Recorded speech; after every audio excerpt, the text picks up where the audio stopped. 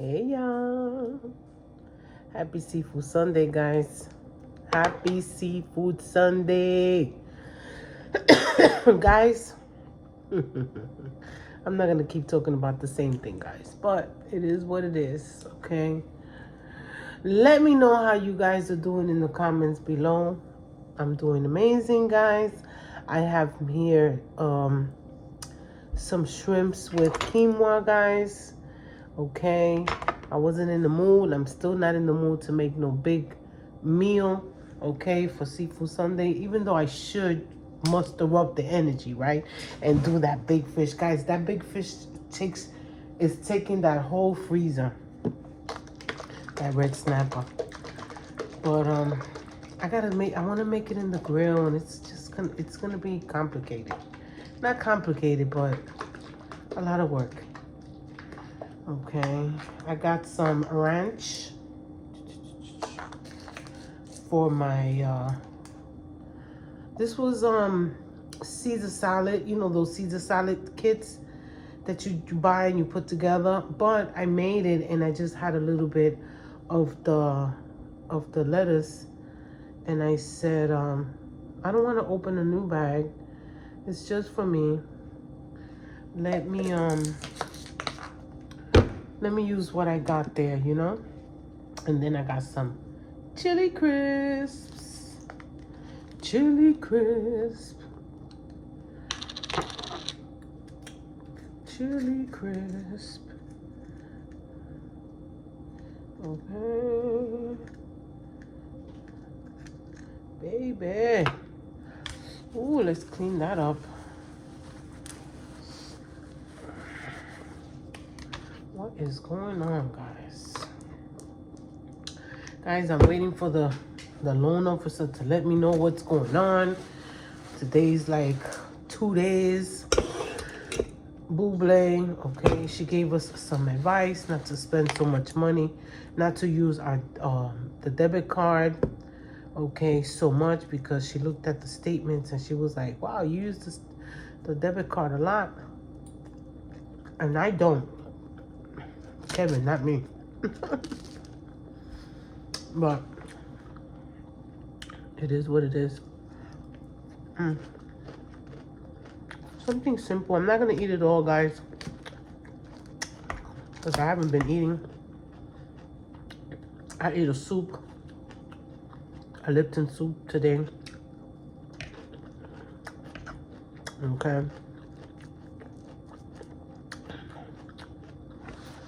Thumbnail. Let's do the thumbnail. Thumbnail.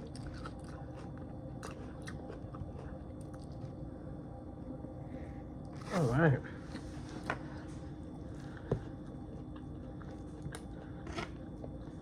They had Burger King for lunch. Ooh.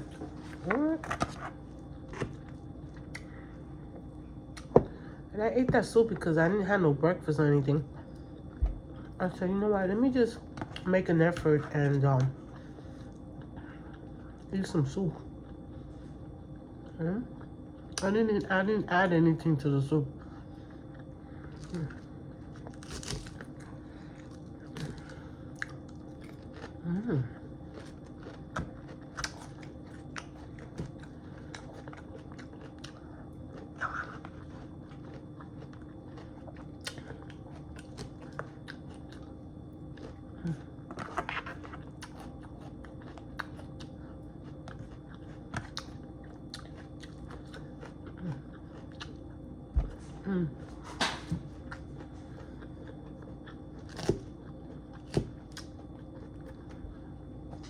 I had a beautiful conversation this morning with my father about my testimony, my recovery, and he introduced me to this lady that's in recovery too, but she still goes to the methadone clinic, right?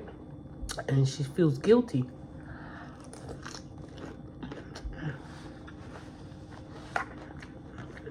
Because methadone, like Suboxone and oxycodone, it's still an addiction.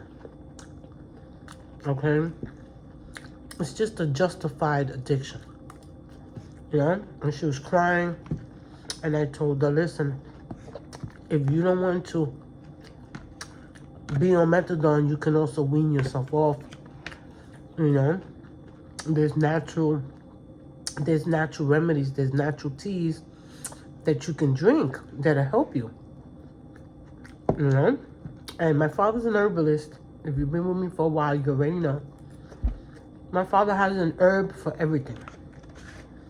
Okay? And she's in good hands, you know?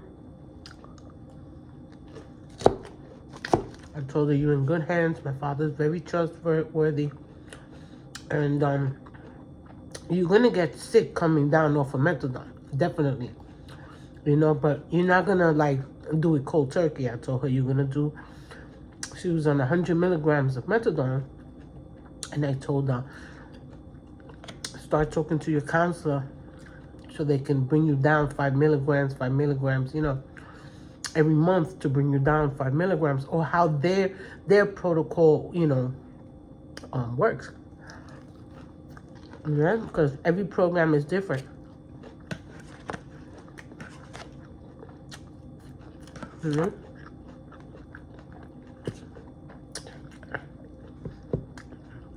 I worked for Promesa in the Bronx, and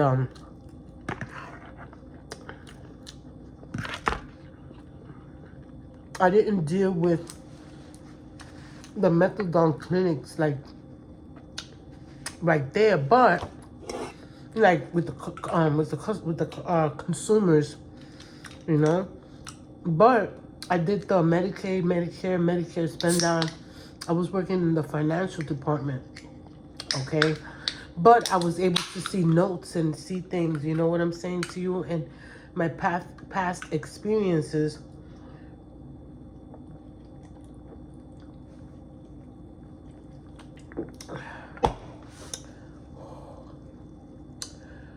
Oh, I needed it. And room for more. Hey, and room for more. Guys, I'm talking to you about the times when, before I got on drugs, okay? I went to college, I got my degree, okay? And before I went to college, I was working as a caseworker, you know, in the HIV and AIDS field and drug addiction. You know what I'm saying to you? And HIV is like goes hand in hand. You know what I'm saying to you? Definitely. And I've heard a lot of stories about consumers that are on methadone, and when they come off or they stop or they want to stop, they relapse to, you know, heroin. And that was her problem. She's like, I'm scared if I get off, I'm going to go back to doing heroin. And I told her, listen, don't lose faith, you know, pray, go to church, you know. And I gave her my testimony, you know, how God liberated me from drug addiction. Of course, you have to also put your part. You know what I mean? I told her you got to change people, places, and things. When they say people, places, and things, that's real. That's real. You know what I mean? If you sit in the barber shop long enough, you're going to get a haircut. Period. Okay? I told her, don't rush. Don't feel bad. Pat yourself on the back that you're not in the street. You know what I mean? Everything is steps, you know, and nothing happens overnight. You know what I mean? Recovery is every day. I told her I struggle with it every day. I wake up with it every day. You know what I mean? But I don't put myself in situations where people are using drugs. I don't put myself in that situation. Because because I'm going to relapse. You know what I mean? I could be as strong as I want to be. You know? I could say no as much as I want to say no. But at the end of the day, I told her, we are addicts. You know what I mean? And sometimes I joke around about it. But I know what I lost being on drugs. You know? Where I'm at right now. Ain't no way I'm willing to risk. This is me talking to her. Ain't no way I'm willing to risk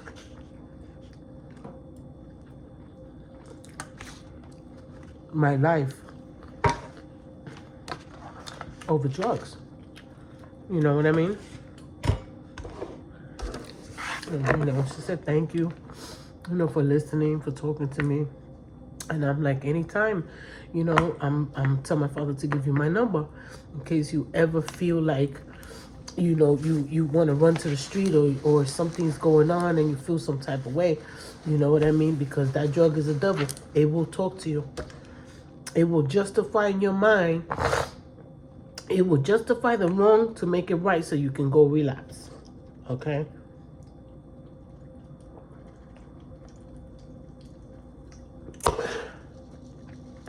You know? And then at the end, my father and I prayed. Excuse me, and room for more. Hey, and room for more. My glasses are broken, guys. The shit came off again. We prayed, and you know, it was like a prayer of gratitude. You know, what we're grateful for on a daily basis. You know what I mean?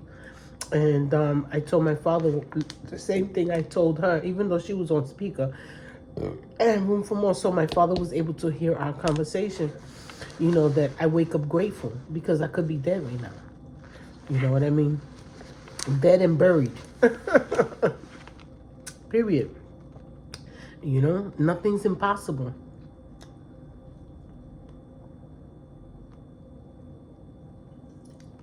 If you really want to change something, you know, you can. You can change it. If you don't change it, it's because you never wanted to change it. You understand? I told her, you are your barrier. You stop yourself from doing what you gotta do. Uh-huh. I told her, I pray that you stay strong-minded so you can stay clean. Because it's not easy. It is not easy. Sorry, guys. It is not easy staying clean. I'm telling you right now. It's very difficult. You got to be strong-minded. You know what I mean? But anyway, guys, I love you. I'm grateful for you, and you already know. Don't worry about what you don't have. Okay? Be grateful for what you do have. All right? And happy, healthy eating. Okay? And I'll see you next time. It was a quick Sunday, you know, video. I haven't been mentally. Now that if you stay to the end, I know the few that do stay to the end and watch my video all the way through, and I love you. You know, I haven't been like mentally all there. You know what I mean? Lately, you know, behind COVID and then getting over it and then the situation that I'm going through. You know what I'm saying to you? Within myself. You know what I mean? Because it's just things that I can't really talk about too much here on, like, it's way too much, like really too much information. You know what I mean? But pray for me, guys. All right, pray that everything works out for me, you know, in my favor, you know. And pray that God continues to give me strength. That's it right there. To give me strength, guys. You know what I mean? There's a couple of things that I need to do. Like, I have a big bill that I need to pay on my name. but it's really big, you know what I mean? It's something that's been hanging over my head, and I need to get that. I need to get it done because I want to get my driver's license. You know, I think that if I get my driver's license and I get a car, God, I got faith and I believe that I'm gonna get a car with no money. God will provide the money. I believe it, you know, because I need that. You know, I'm here day in and day out because I'm not working anymore unless I'm doing packing jobs, and that's rare. That's once or twice a month. All the other days I'm here. I don't go out. You know what I'm saying to you? And I'm a type of person that I like to be out. I like to go out. You know, yeah, I like to be home and stuff like that, but there's times that I want to go out, you know, and I don't have to wait for, you know, him to say, oh, okay, I'm going to Walmart. Like, going to Walmart, going to Publix, going to Sam's Club, it's not going out. You know what I'm saying to you? I just want to go out, like go to the pool, go to the beach. You know what I'm saying to you? Go to like a sports bar, not a sports bar where I'm gonna be in, you know, like in any danger or anything like that. Somewhere nice, you know, by the beach, you know, where I can talk to people and socialize. You know what I mean? I'm missing that. Anyway, room for more. It is what it is, guys. I love you, and thank you for listening to me ramble, to my mumbo jumbo rambling. All right, and I'll see you next time.